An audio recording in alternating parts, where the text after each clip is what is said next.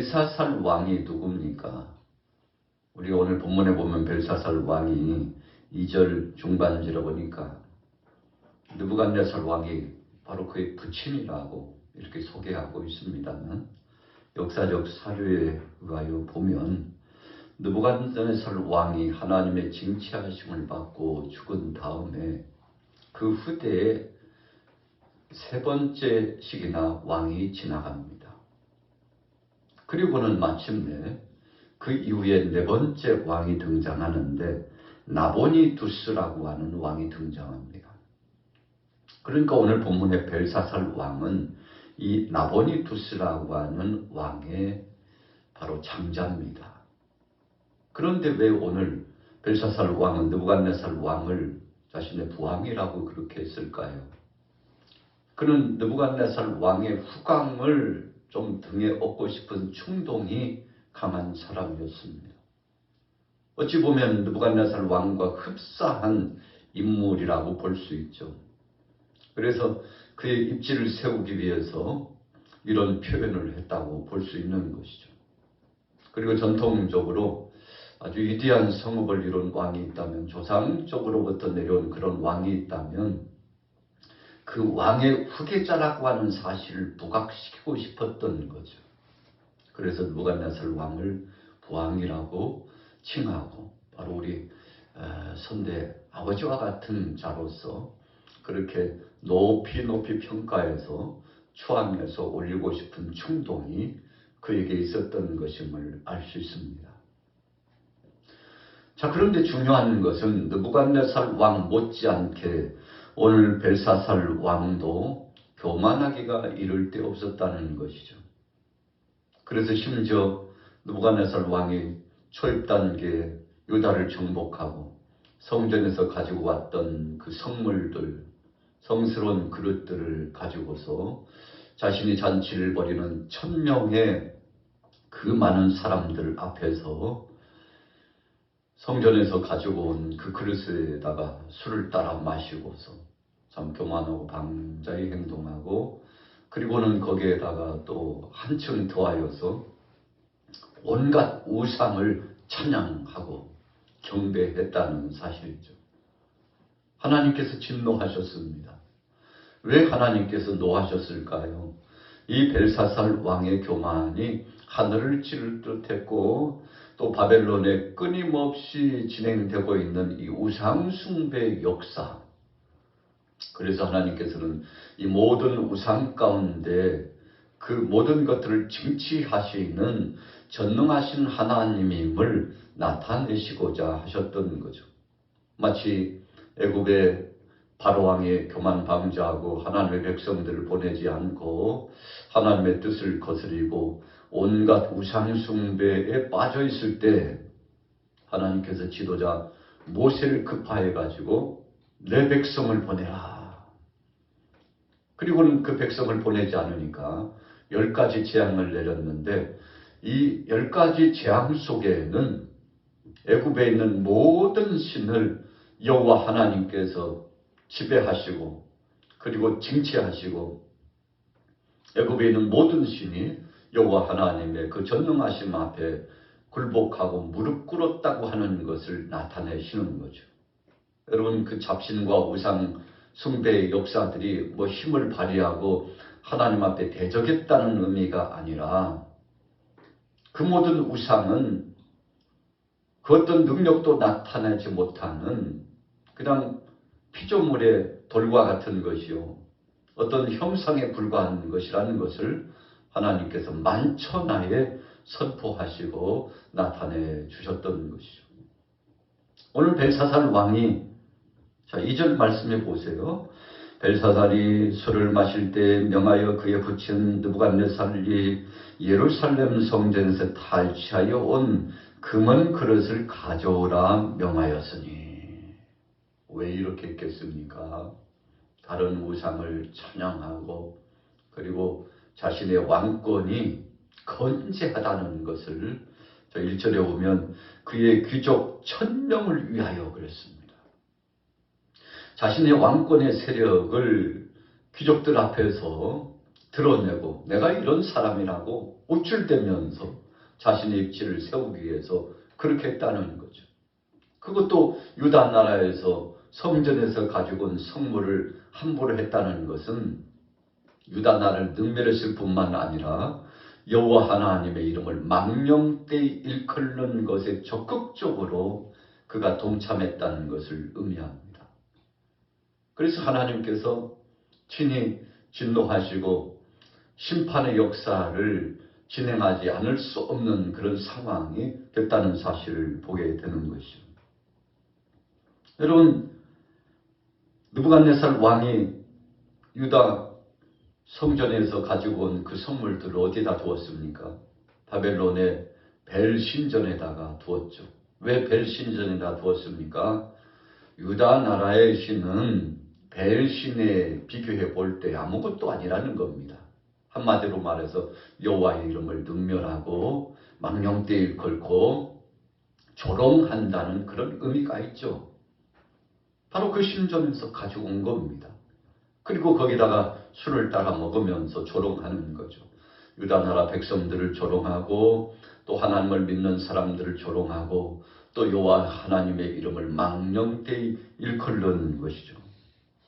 여러분, 이 바벨론에는 국가적인 중심의 신전이 쉬운 세계가 됩니다. 그리고 또 더 나아가서 여러 가지 주상을 만들어 섬기는 그 신당들이 쉬운 5개가 있고요. 그 다음에 잡다한 여러 신당들은 약 900개가 있습니다. 그러니까 약 1000개 정도의 신전과 신당이 바벨론에 있었으니 여러분, 이런 우상에게 찬양을 하고 이런 우상에게 경배를 하고 그리고 성전에서 가지고 온 그 선물에다가 그 그릇에다가 술을 따라 먹으면서 유다 나라의 여호와는 아무것도 아니라는 거죠. 여러분, 이와 같이 망령된 행동을 하고 있었을 때 갑자기 벽에 손가락이 나타나가지고 회 벽에다가 글자를 써 내려가는데 오늘 벨사살 왕이 깜짝 놀랐습니다. 한마디로 말하면 오금이 저려가지고 두려워 떨면서 하속들을 시켜가지고 지혜자들을 빨리 부르라는 거죠. 거기에 함께 있는 사람들이 그 글자를 해석할 수도 없고 그 의미가 무엇인지도 알 수 없고 이상하게 생긴 손가락이 나타나가지고 글을 쓰는데 참 그 놀라운 광경을 보고서 죽을 것만 같은 고통이 찾아오고 두려움이 찾아왔죠. 그러나 바벨론의 모든 술사들과 지혜자들을 불렀지만 해석하지 못했습니다. 문제를 해결하지 못했습니다. 더 두려움이 급상승합니다. 도대체 이게 무슨 일이냐? 여러분, 그랬더니 그 중에 왕비 하나가 일어나가지고, 자, 10절 말씀 보세요. 같이 한번 읽어보겠습니다. 10절 시작. 왕과 그 귀족들의 말로 말미암아 잔치하는 궁에 들어왔더니 이에 말하여 이르되 왕이여 만수무강하옵소서. 왕의 생각을 번민하게 하지 말며 얼굴의 빛을 변할 것도 아니니이다. 왕의 나라에 거룩한 신들의 영이 있는 사람이 있으니. 걱정 없다는 거예요. 느부갓네살 왕부터 시작해서 이 사람만 등장하면 어떤 거미줄처럼 엉켜진 문제라 할지라도 다 문제가 술술술 수수께끼와 같은 것들도 다 풀어냈는데 왕께서 걱정하지 말고 그 사람을 빨리 대동시키라는 거죠. 오늘 왕비가 다니엘을 소개한 겁니다. 다니엘만 부르면 해결된다는 거죠.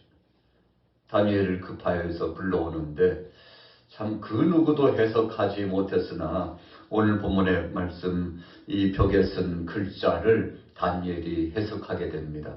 벽의 글자는 어떤 것이었습니까? 25절로 넘어가 보세요. 25절에 기록된 글자는 이것이니 곧 메네 데겔 우바르신이라. 이게 무슨 뜻입니까? 26절에 보니까 그 글을 해석하건대 메네는 하나님이 이미 왕의 나라의 시대를 세워서 그것을 끝나게 하셨다 하며, 여러분, 하나님이 진노하셔가지고 오늘 벨사살 왕을 그 자리에서 끌어내리고 이제 그 나라마저도 패망케 하시고자 하신다는 것입니다. 27절에 보세요. 대겔은 왕의 저울에 달아보니 부족함이 보였다 하며. 자, 하나님께서 보니까 참 못마땅해요. 세상 나라에 그 나라와 왕들을 다 하나님이 세우셨는데 그 여호와 하나님의 이름을 망령되이 일컫고요, 지금 분별 없이 행동하고 교만방자였는데 하나님께서 저울에 달아보니까 부족함이 있어요. 자, 심판받기에 마땅하고 죽을 수밖에 없는 자이 중죄인이 되었다는 것을 의미합니다. 28절에 보세요. 베레스는 왕의 나라가 나뉘어서 메대와 파사 사람에게 준바되었다 하맵니다. 여러분, 그러니까 메네 대겔 우바르신이라고 하는 것은, 이 메네를 두 번씩 강조하는 것은 꼭 왕이여 이 나라가 망하고 그리고는 마침내 나라가 둘로 나뉘어서 결국은 참 참혹한 역사의 심판이 나타나고 왕도 죽임을 당한다는 이 해석의 말씀이 선포됐는데 얼마나 놀랬겠습니까? 여러분, 우리 인생의 삶의 일거수일투족이 하나님 손에 달려 있습니다. 우리 생명이 하나님께 달려 있습니다. 느부갓네살 왕에게도 두 번씩이나 경고했지만 그가 하나님의 말씀을 듣지 못했죠. 그래서 정신적으로 혼미한 상황이 오고 자기가요 사람인 줄 몰라요. 마치 짐승이라고 생각해가지고 짐승처럼 행동하고 풀을 뜯어먹고 광야를 막 달리기 시작하고 포악해지고 그냥 사자처럼 으르렁대고 소리를 내고 이런 아주 중한 질병에 걸려가지고 느부갓네살 왕이 마침내 그의 때를 이제 마감 짓게 되는 나라에 참 국은이 기울어가진 역사를 체험했습니다만 오늘 벨사살 왕도요 하나님의 그 은혜와 하나님의 섭리를 무시한 채 우상 숭배하는 데는 찬양하고 박수를 치고 빵빠레를 울리고 온갖 것 귀한 것들을 다 가지고서 제사를 진행하고, 그러나 여호와 하나님 살아계신 그 하나님을 찬양하는 데는 일도 없었다는 것이죠. 자, 오늘 다니엘이 책망하고 있어요. 어디에 책망하고 있습니까?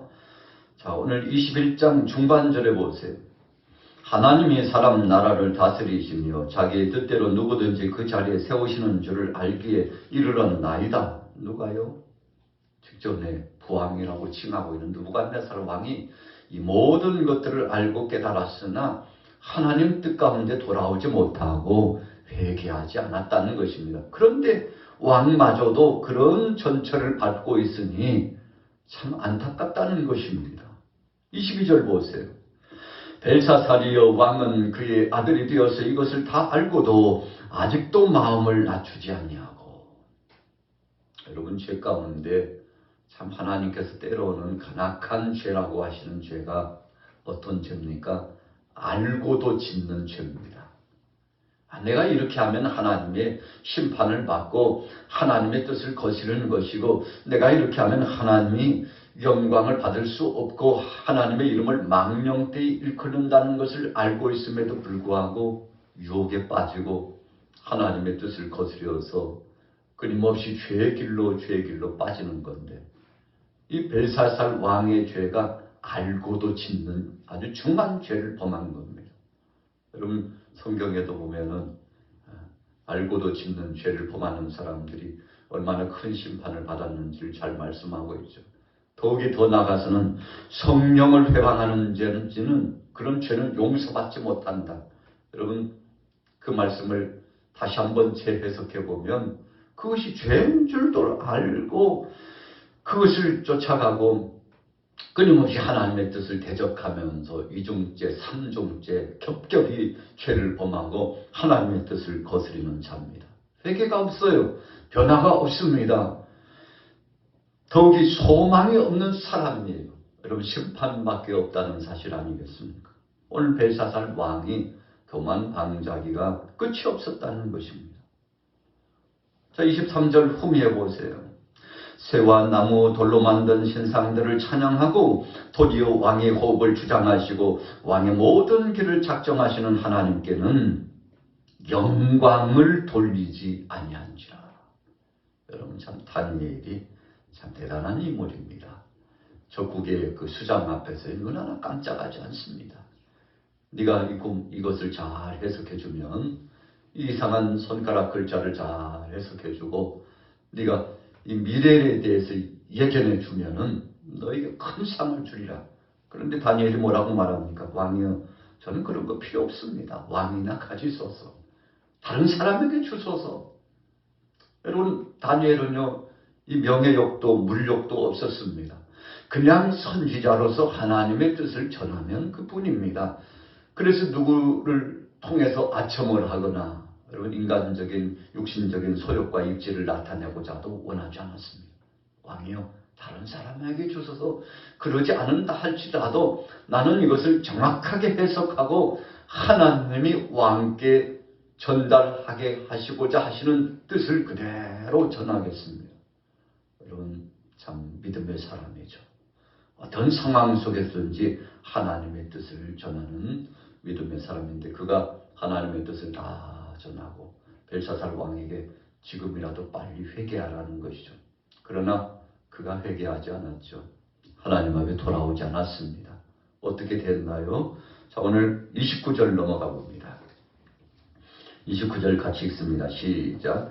이에 벨사살이 명하여 그들이 다니엘에게 자주색 옷을 입히게 하며 금사슬을 그의 목에 걸어주고 그를 위하여 조서를 내려 나라의 셋째 통치자로 삼으니라. 그날 밤에, 여러분, 그날 밤에요, 갈대아 왕 벨사살이 죽임을 당하고 나라가요 초토화가 되고 멸망함을 당하고, 그리고는 메대와 파사의 나라에게, 참 작은 나라입니다. 그런데 바벨론이 메대와 파사 연합군에 의해서 멸망함을 당하게 되고, 여러분, 그래서 마침내 하나님의 심판의 역사가 이루어져서 메대 사람 다리오가 나라를 얻게 되고, 그래서 하나님의 그 말씀대로 응하였다는 것을 선언하고 있지 않습니까?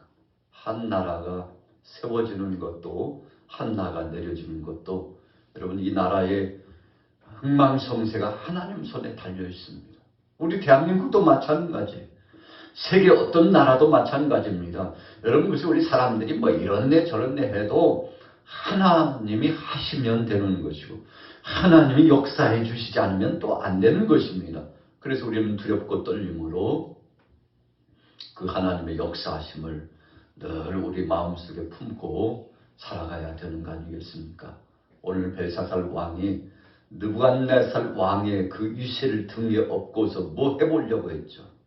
그래서 1000명이나 되는 고관 대작들을 데려와가지고 자신의 왕권을 좀 이렇게 과시해 보려고 했는데, 그것이 교만한 것이 되고 또 하나님의 성전의 성물을 함부로 해가지고 하나님의 징치에서 즉시 죽임을 당하는 고통을 당하게 됐습니다만, 여러분, 우리가 하나님의 뜻대로 살면 하나님이 책임지죠. 그래서 너희는 먼저 그의 나라와 그의 의를 구하라. 그리하면 이 모든 것을 더하시리라 말씀하신 것처럼 오늘 화요일 하루 동안도 주님 뜻대로 믿음으로 살으셔서 끝까지 승리하시기를 예수님의 이름으로 축원합니다.